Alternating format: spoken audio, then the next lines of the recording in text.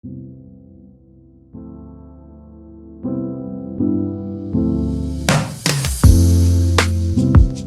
and welcome everyone to the Kauffman Foundation State of Black Entrepreneurship discussion at South by Southwest. My name is Amara Mokwe. In a year that has prompted such a focus on systemic barriers to opportunity, the racial wealth gap, and a pandemic that has had a disproportionate effect on people of color and Black-owned businesses in particular, our panel of entrepreneurship leaders is here today to discuss the challenges Black entrepreneurs face and what we as a society need to do to create a more inclusive economy. Each of the experts joining this conversation sees entrepreneurship from a different angle. I want to start our discussion by inviting each of you to share your view on the state of Black entrepreneurship. Let's hear from Philip Gaskin, National Vice President of Entrepreneurship for the Ewing Marion Kauffman Foundation.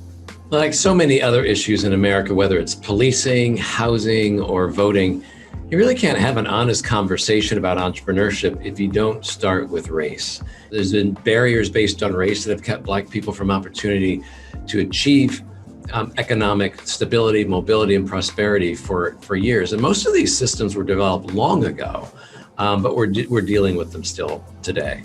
During this time, as an entrepreneur myself, there's a spectrum of challenges as well as opportunities.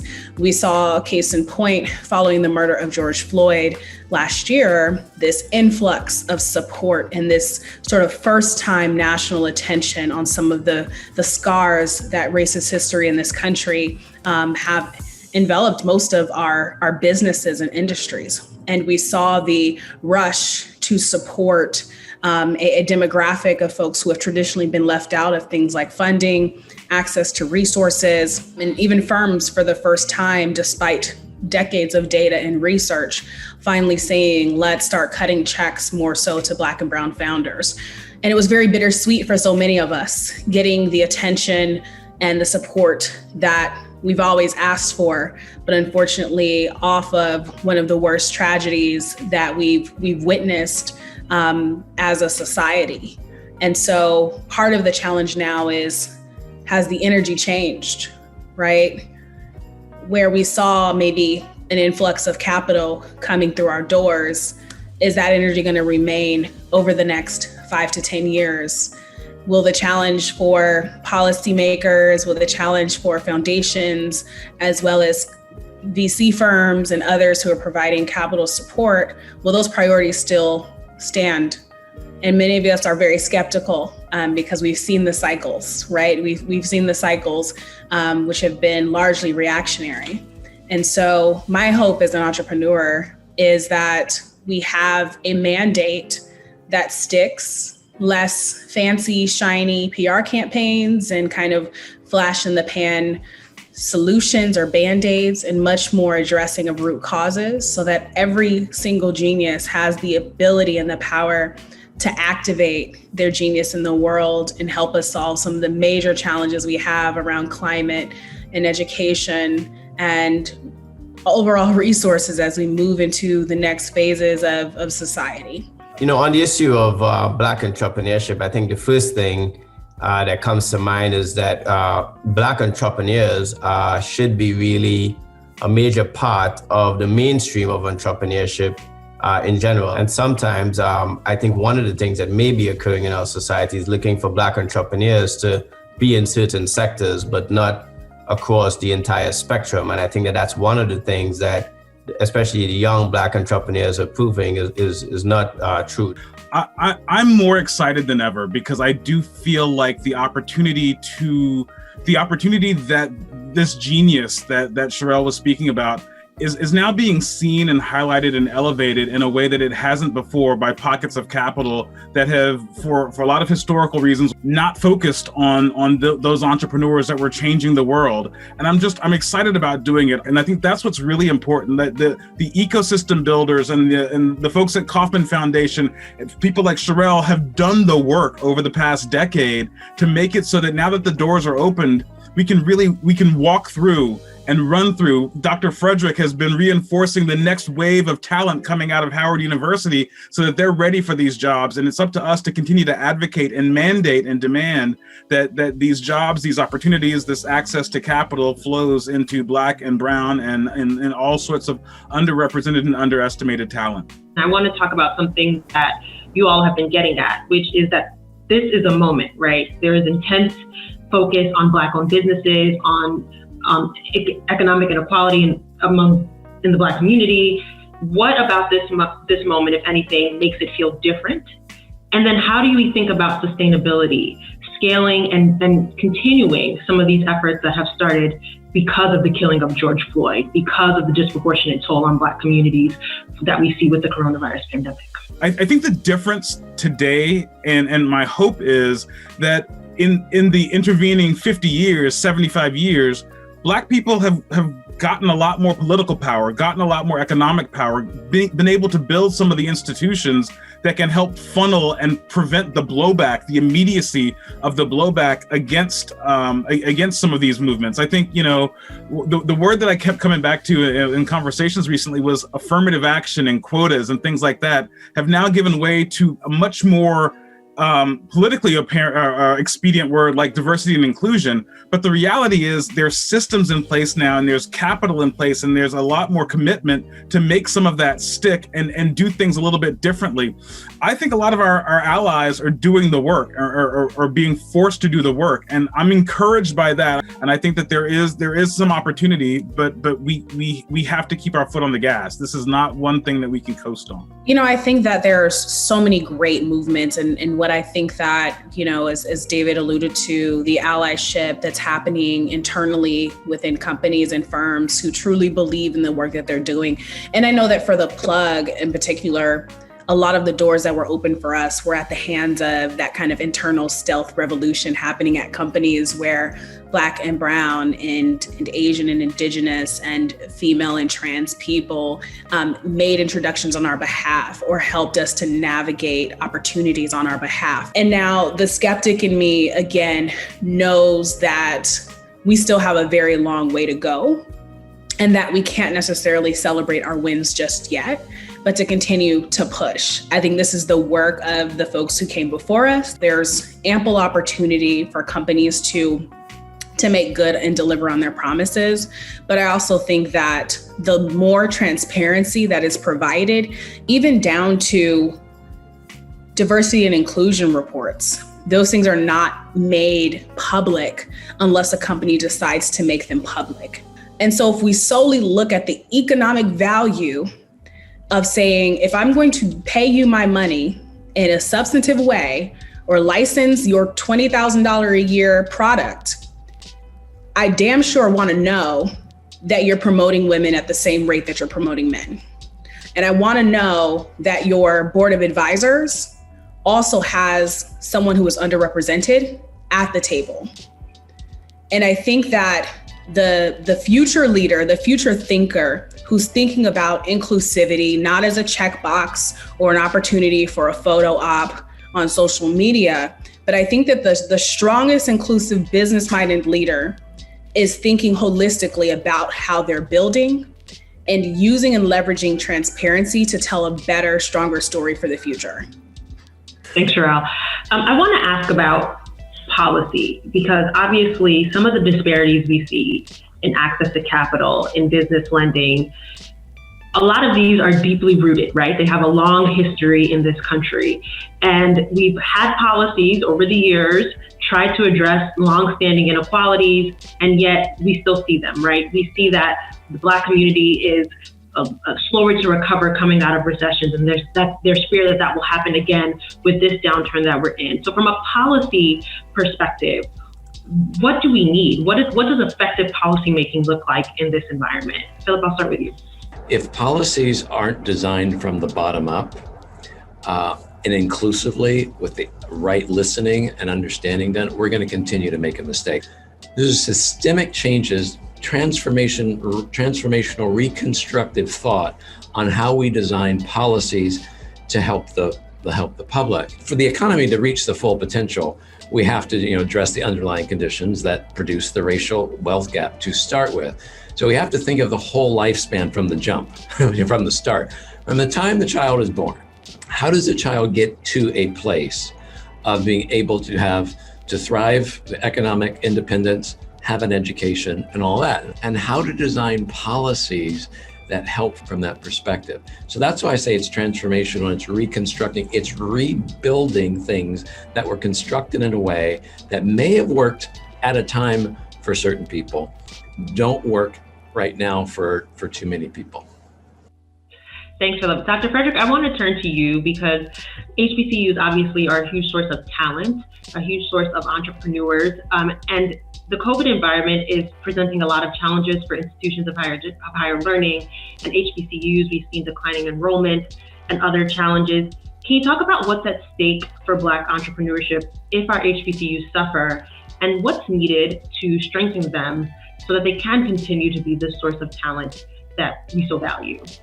I wrote an op-ed in the New York Times about this issue after the Wells Fargo CEO made the comment about whether or not there's talent. And the reality is, you don't go fish for salmon in a pond that has some other kind of fish. So if you want a certain kind of fish, you go, fish where they are. And our HBCUs, if you want Black talent, have them in an abundance. If you go back and you look in the southern states at Brown versus the Board of Education, passed over 50 years ago, our schools in the southern states are more segregated today than before Brown versus the Board of Education. There are more schools that have 70% of one race or ethnicity than we had before Brown versus the Board of Education. So we have a law in the books that we fought for, and we slowly but surely let our society get back to where we are. So, I agree. I think Cheryl said it best at the beginning, and that's that this caravan to social justice is one that institutions like Howard and our HBCUs have been on since their inception. And people join. Sometimes the caravan swells, and we're happy when they do that. We'll take the gas and the new tires and so on to continue the journey, but we're not going to stop until we get to the promised land. But let's just make sure during this period of time that we get what we need to keep going, and also that we create an ecosystem that supports one another, which I think has often been a missing component when we go through these cycles, that we don't then come together. Let's not fall apart. We may still fall apart as an entire society, but for our ecosystem, we should ensure that we don't fall apart as an ecosystem. Thanks, Dr. Frederick. David, I want to go to you because one of the biggest themes of this past year is access to capital and the lack of it in the Black community. What continues to be barriers for entrepreneurs and small businesses that want access to capital? And what are some ideas that you see out there for addressing that challenge? If you're a Black entrepreneur, you fall in one of two big buckets. Your entrepreneurship is focused on bringing a solution for the Black community or not for the Black community. And the biggest problem, particularly for those that are focused on the Black community, is convincing the world that market that you're trying to serve is a big, fluid, profitable, expansive market. Beauty is the quintessential example where they say, well, but there's only 40 million Black people in the US. How can this be a big market? And then you read, again, you go to the receipts and you say a quarter of the world is Black. It will be Black by 2050. And the same products that turns out for African-American women work really, really well for Afro-Brazilian women, work really, really well for Senegalese women, work really, really well for a lot of women in South Asia even. And I think sort of like having to do that work to always convince mostly non-Black investors and supporters that the market is big and it is robust, and people and the Black community as a whole spends money in these types of for these types of products or services. That's the job and that's the work. And it's unfortunate. I think it's happening. It's happening less. People are being more convinced of the market. But I think that's job one. When I look at sort of the businesses that I typically back, which are Black entrepreneurs that are focusing on sort of building products and services tech enabled, it's it's a lot of things, but it really does boil down to access and bias. Those founders go into rooms and they're asked questions like, did you steal the technology? How can you be a good enough leader to lead this company to the promised land? And I think working on making sure that those founders, don't respond to that. you've got as a founder, you've got to do the work, and you've got to realize the rooms that are full of bias. And look at the fund's website. Is it a diverse website? Look at their portfolio companies. Are they portfolio companies that have are there portfolios that have Black founders? And really try to pattern match, because getting access and overcoming bias is really hard to do when you're trying to fight it with a hammer. But when you try to fight it with a scalpel and go in through some of these paths of least resistance, it's more amenable. But it's an uphill battle. I'm the first to acknowledge that. And then the final thing is, you need more of me.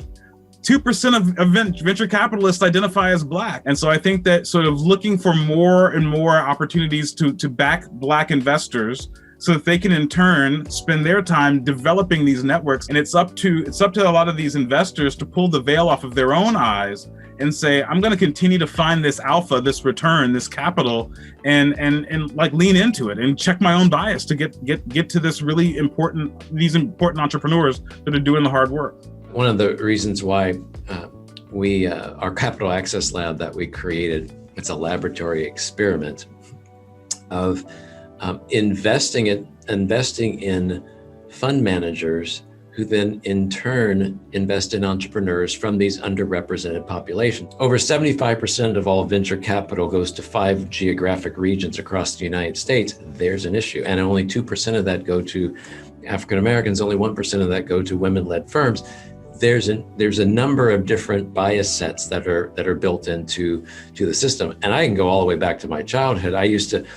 My dad and he used to take me everywhere. We used to go everywhere as a kid. And one of the places that we always went was the bank. And I noticed that we went to a lot of banks. And I finally said, Daddy, why do we go to so many banks? He said, I'll tell you when you get older. The reason why we went to so many banks in South Central Los Angeles is because no one would believe him that he was worthy enough of a loan to start his business. The zip code we lived in, his credit score was just a little bit too low. It was the color of his skin, and took him 4 years to get that loan. Those type of things are still playing out right now. So part of it is, even when you can prove that you're worthy and viable, so what are the ways that, and to your point, Amar, is how do we change some of these paradigms? I think getting investors to look from an asset perspective versus a deficit perspective when it comes to what we can bring to the table and what we can do from the economy is certainly something that needs more push. Sherelle, I want to go back to you because you have built this innovative, thriving media company that is focused on Black innovation. And you talked a little bit about journalism earlier. I wonder, what role do you see journalism playing in supporting Black entrepreneurship, and maybe where do you think legacy media, traditional media has not gotten it quite right when it comes to Black entrepreneurship? Well, I think that the same pervasive challenges across all industries exist in the newsroom, right? We know that less than 14% of newsroom staff come from underrepresented backgrounds, and that trickles down into the challenges of whose communities get covered and whose don't. In my work with The Plug, our goal is to always highlight, map, analyze, and examine what's happening across inclusive innovation ecosystems, and also bring the knowledge gap of making sure that we understand that the business value and the technological value and impact is something that we all experience as a society, as technology continues to change the way that we move, we work, we live, and even the way in which we play. And that those connective threads are ones developed by people from all kinds of backgrounds, but also bringing visibility to a growing rise of Black innovators that are truly democratizing this idea of who gets to be called genius and where does genius come from. We cannot talk about being Black in America and the impact that has on businesses without talking about the historic and even current violence that happens within our communities and our zip codes. We can't talk about we can't talk about labor, and we can't talk about the opportunity to even get access to a bank in your community without talking about redlining. The actual economic robbery has played itself so deeply that I don't have a friends and family round that I can go and access. And everyone in the top generation of my family has a college degree. But that wealth passing was not as seamless because of what America is rooted in. Even though we have done our best to play by the same rules and have literally had policies in place to restrict what that opportunity gap is today. I want the business section to see value in the Chinatowns, and to see value in, Little Haiti and Little Havana, and all of these communities that have subsisted in these sort of adjacent economies that were never looked at as prime market opportunities, And so at any event, and then again, these stories get told to the business leaders that are making the decisions about who to invest in, where to invest, what kind of policies to shape. So when you get to the table as a Black woman and they say, well, we don't know about this market, we didn't know about the multi-billion-dollar hair care market. Of course you don't know, because the information that you read does not have any conversations happening about this particular business model. So nevertheless, there's a lot of work to do, but at the end of the day, I think it all comes down to intellectual curiosity. As a journalist, if your goal is to tell the story of what's happening in the world, you have to be curious about all the worlds that exist. Let's pose the panel by going around the horn. If each of you could tell us the one thing that makes you most excited about the opportunities for Black entrepreneurship in this moment. Dr. Frederick, let's start with you. Yeah, I get to come to work every day and see, the future, basically. I get to see young people excited about the problems of the day and excited about the fact that they're going to have the solutions. I would also say that they're extremely socially conscientious, not to mention extremely sophisticated about the world around them. So, when school starts every year, the weekend before, we have a day of service. And no less than 90% of our students volunteer for that. That's before they've had a single class of instruction here at the university. So I see that. So I'm extremely excited about, what the future is, because I think the young people who are coming in to their own are coming in with a conscientiousness about it. And as they become entrepreneurs, they're going to build a better society. Thanks, Dr. Frederick. David, we'll go to you. Thanks. Again, it's been a pleasure and an honor to be here with you guys today. The thing that I'm really excited about, and this really informs a lot of the work that I do on a daily basis at Rise of the Rest, is looking at how we all know how talent, is widely, evenly distributed, but opportunity has been, at least in technology and venture, so focused on Silicon Valley, so focused on New York City, so focused on Boston. And I'm excited about the wave that's opening up that aperture and looking at tech entrepreneurs in places like Chicago and Dallas and Phoenix and Miami, because the entrepreneurship literally looks different in those markets. And I think being able to have more coverage, as Sherelle was saying, more participants, and some of the people that are sort of taking their pandemic exodus and riding out the storm in places like Austin and Dallas and Miami, having those folks invest in that community, what it looks like today and what it can look like tomorrow, which is even more, have even more sort of threads of color coming through those communities. Despite the challenges I mentioned, there are still thousands of examples of Black entrepreneurs defying the odds, starting and growing a business, creating jobs and creating generational wealth. So imagine what could happen if we systemically work to remove barriers to entrepreneurship. Thank you, Philip. Sherelle, we'll close it out with you. The one thing that excites you most about this moment. I just feel as though everything is up for grabs. I think that 2020, if it taught us nothing, was to be unapologetic and vocal and to ask for what we need and what we want. And I think that there was just a ton of holding companies and ourselves to task for creating the kind of future that we say that we believe in, and not just in sort of the shiny, sexy language, but more so of what are the actions that are actually going to take place. And so I'm excited for the Dallases, as David mentioned. I'm excited for all of these communities that we've sort of either overlooked or never associated with this idea of innovation really coming online. And I think more folks having the courage and the confidence to say it's now or never. And the support systems that are being shaped around them, and even the digital support systems, as we've seen Black-owned co-working spaces start to make transitions to more digital models and provide entrepreneurship support programming. I think there's so many things that have come out of what we would initially deem as tragedy, as pivots, to, democratizing access and giving people for the first time an opportunity to participate.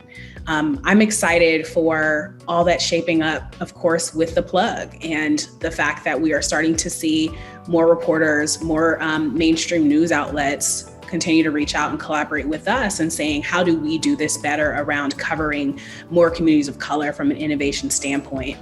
And I'm excited that my grandfather finally realizes I do have a job, because my family, through the years of building a company, just thought that, I was out here playing games. And so now they see the impact of the work. And, there's one thing an old Black man from Birmingham, Alabama does not play with, and that is having a job.